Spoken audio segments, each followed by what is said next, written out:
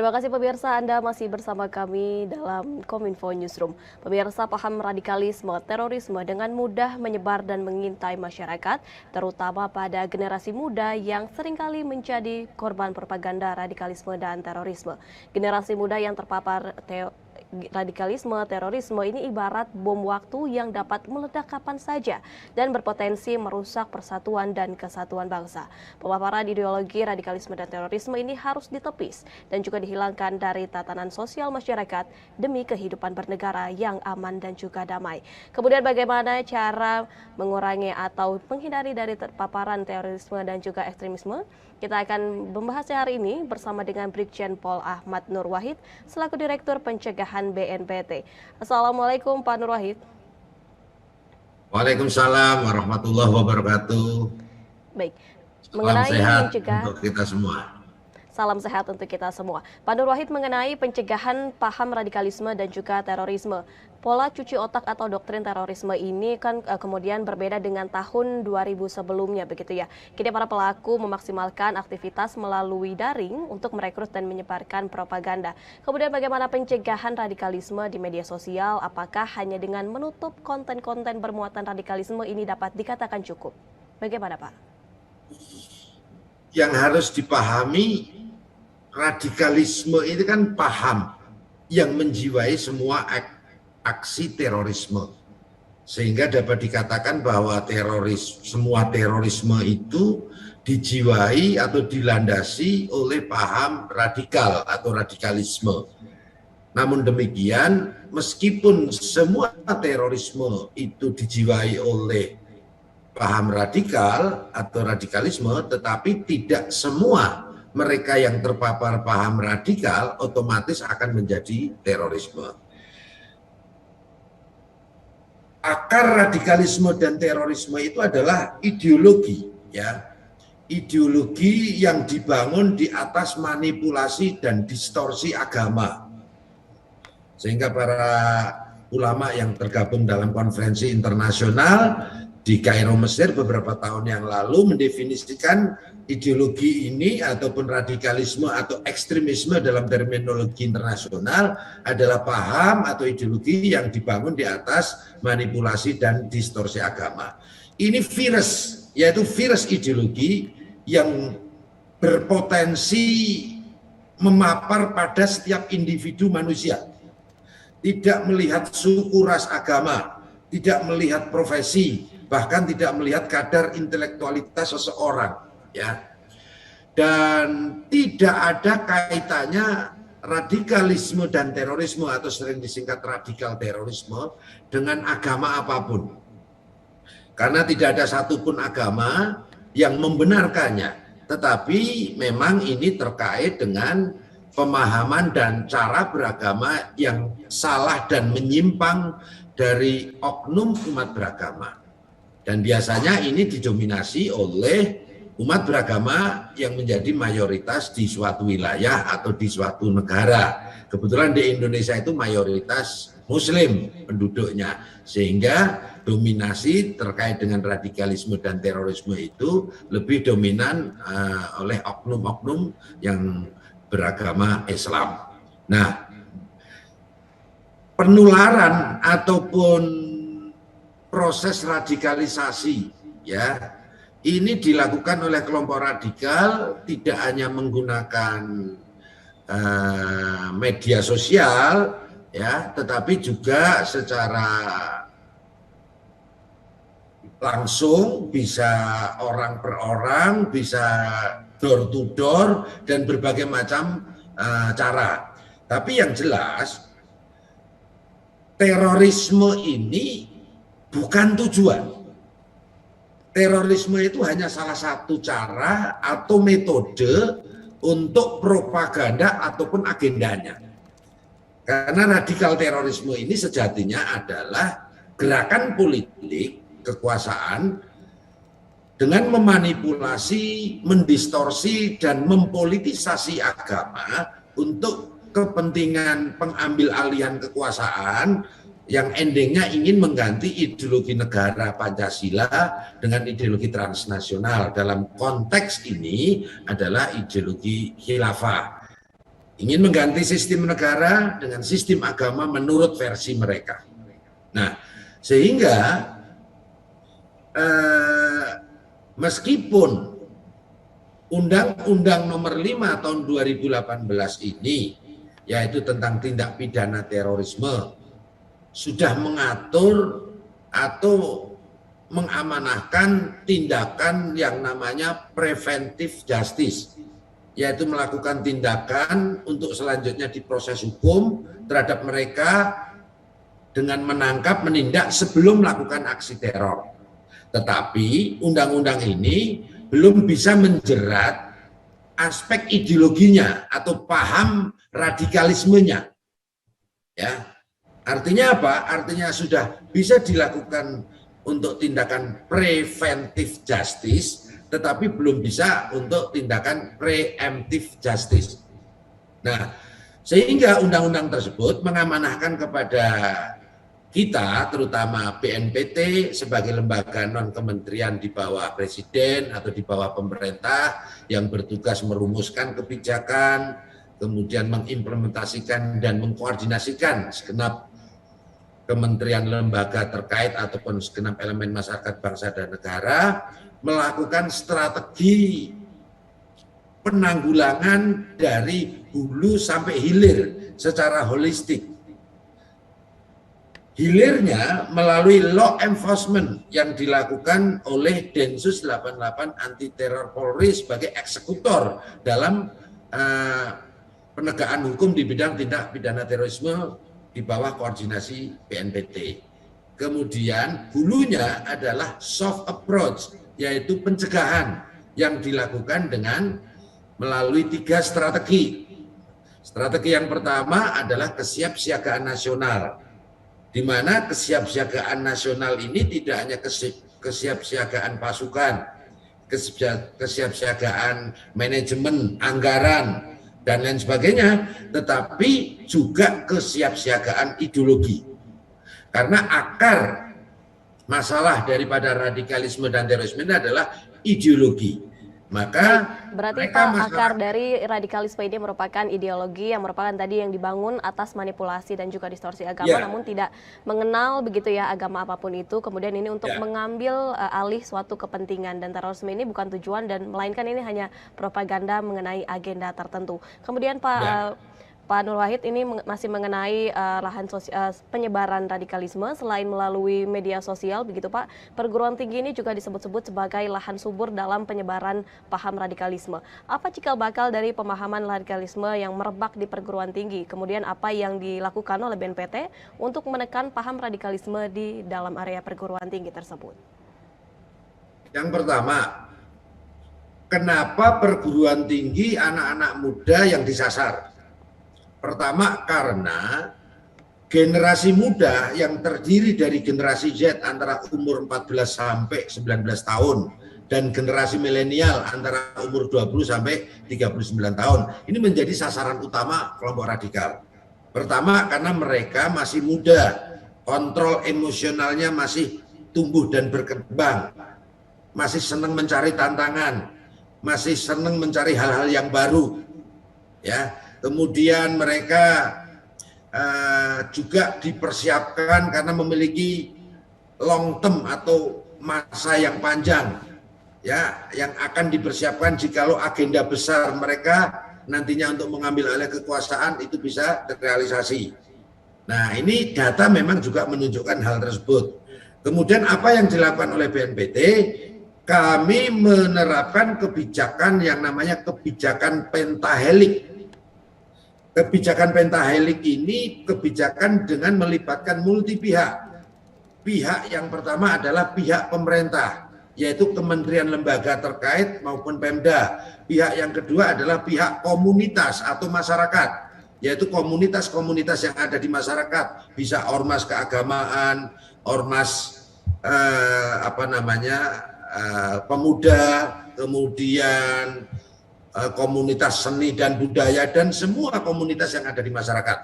Kemudian yang ketiga, kita melibatkan sivitas akademika. Di sini ada sekolah, universitas, dan lain sebagainya. Dan kita melibatkan media, karena media itu sangat potensial untuk digunakan sebagai proses radikalisasi, tapi juga sangat potensial untuk kita lakukan kontraradikalisasi, baik itu kontra narasi, kontra propaganda maupun kontra ideologi. Kemudian kita juga melibatkan dunia usaha, baik yang tergabung di dalam dunia usaha swasta ataupun BUMN, terutama dalam hal bagaimana mencegah supaya dana-dana CSR perusahaan itu tidak salah didistribusikan ke kelompok-kelompok yang intoleran maupun radikal. Ya. Baik, tentunya BNPT ini tidak dapat berdiri sendiri untuk menekan paham radikalisme yang terjadi di antara generasi muda seperti itu ya Pak, dengan tadi cara kebijakan pentahelix atau melibatkan multi pihak seperti kementerian, lembaga, Pemda, komunitas hingga sivitas akademika. Kemudian termasuk termasuk kami kan punya duta damai di 15 provinsi, terdiri dari anak-anak muda pegiat media sosial. Dan kita juga punya mitra dengan FKPT di 34 provinsi.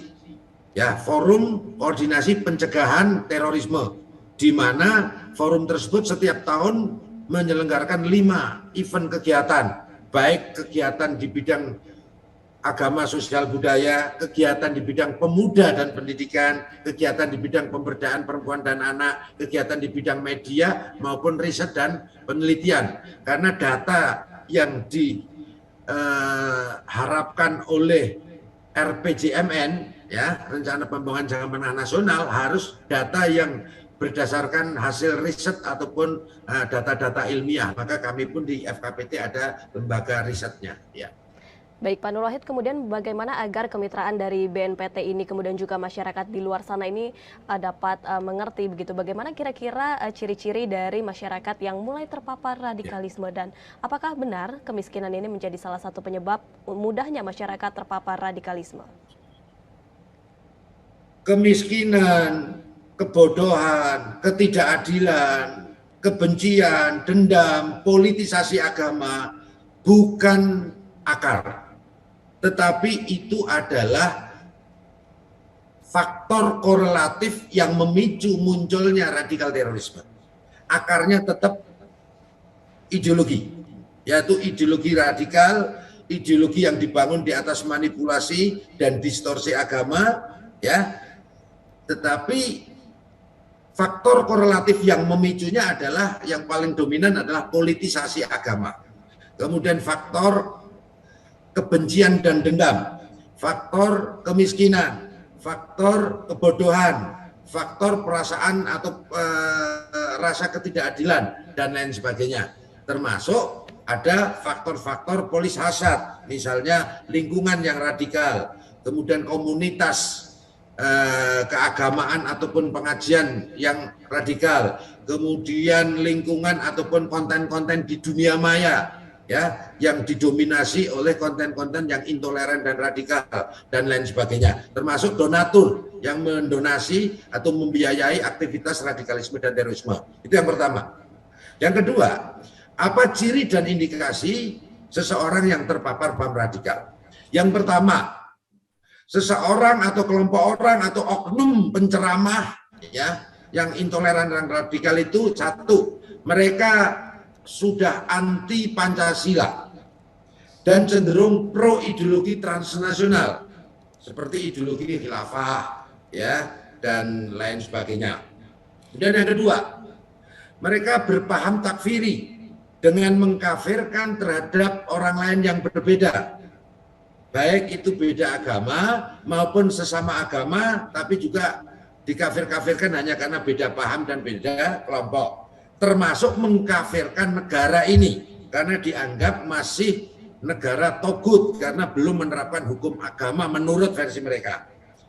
Kemudian yang ketiga, mereka intoleran terhadap keragaman maupun perbedaan dan eksklusif terhadap dinamika perubahan ataupun lingkungannya. Kemudian yang keempat, mereka anti terhadap pemerintahan yang sah. Anti di sini bukan berarti oposisi, ya. Di era demokrasi kita semua boleh oposisi, ya, oposisi yang konstruktif, yang membangun, yang menjadi check and balancing. Kritis, kita semua wajib kritis, yaitu kritis yang solutif, kritis yang membangun, kritis yang argumentatif, kritis yang menggunakan etika dan budi pekerti. Nah, anti di sini maknanya adalah sikap membenci dengan membangun kebencian, membangun social distrust, ketidakpercayaan masyarakat terhadap negara, pemerintah ataupun pemimpinnya yang sah dengan narasi atau penyebar luasan hoax, hate speech, konten-konten provokatif, adu domba, nyinyir, dan lain sebagainya. Kenapa? Karena ini sejatinya gerakan politik. Gerakan politik kekuasaan yang ingin mengganti ideologi negara maupun sistem negara dengan ideologi dan sistem agama menurut versi mereka, dengan bangunan atau dengan memanipulasi, mendistorsi, dan mempolitisasi agama. Dan mereka ini kan masih minoritas. Sementara agenda besarnya mereka adalah ingin mengambil alih kekuasaan dan mengganti ideologi maupun sistem negara.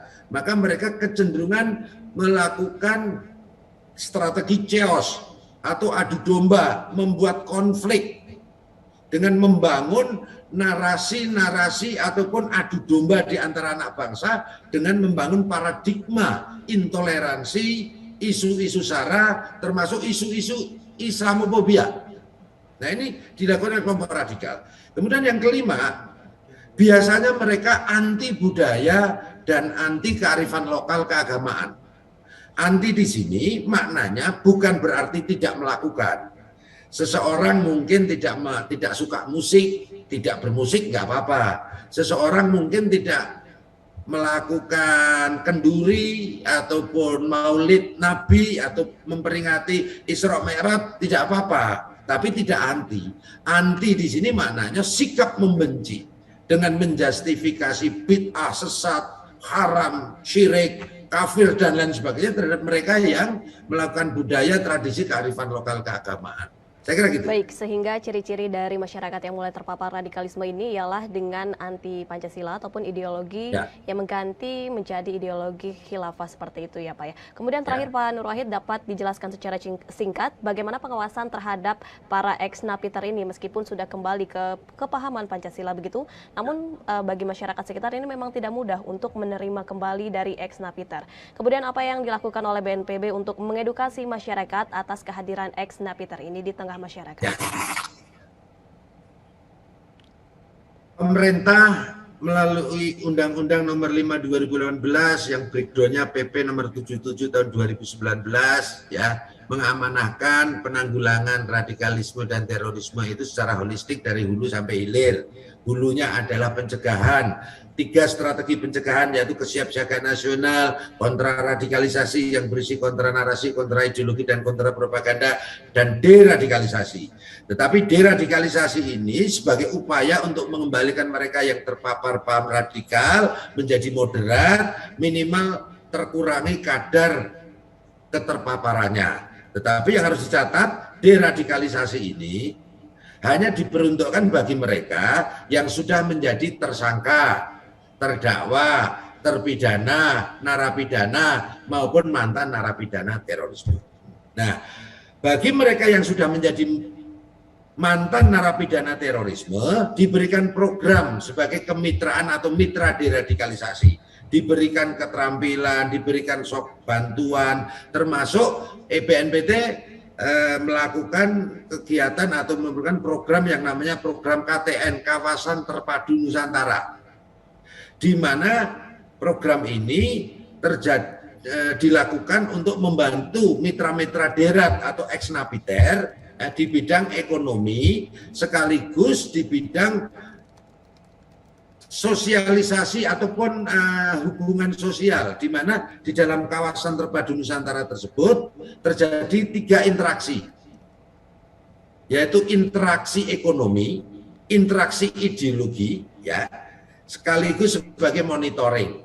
Jadi di situ ada mitra derat yaitu para ex-napiter, tapi juga ada penyintas atau korban kejahatan terorisme, termasuk juga ada para tokoh ataupun kelompok-kelompok moderat yang ada di lingkungannya, ya, dalam bentuk koperasi.